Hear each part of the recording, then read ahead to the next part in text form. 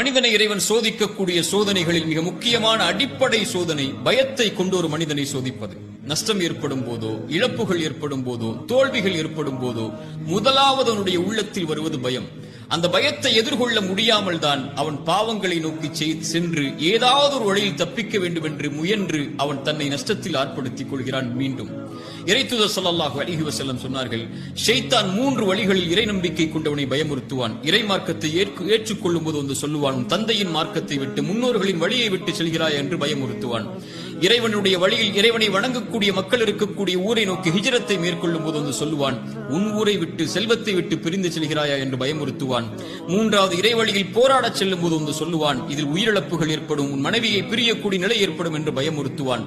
இந்த 3 பயத்தையும் உடைத்தெறிந்து யார் இறை வழியில் போராடி மரணிக்கிறாரோ அவருக்கு சொர்க்கத்தை இறைவன் கட்டாயமாக்குகிறான் என்று இறைத்தூதர் ஸல்லல்லாஹு அலைஹி வஸல்லம் சொன்னார்கள்.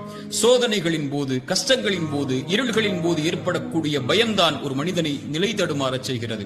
மூசாவின் தாய் பயந்தார்கள், ஃபிரௌன் உடைய கரத்தில் இந்த ஆண் குழந்தை கிடைத்தால் அறுத்து விடுவான் என்று. இறைவன் கூறினான் மூசாவின் தாயை பார்த்து, லா தஹாஃபி, பயம் கொள்ளாதே மூசாவின் தாயே, ஆற்றில் விடு, நான் சொல்கிறேன் விடு, இந்த குழந்தை உன்னிடத்திலே மீட்டு கொண்டு வருவேன் என்று.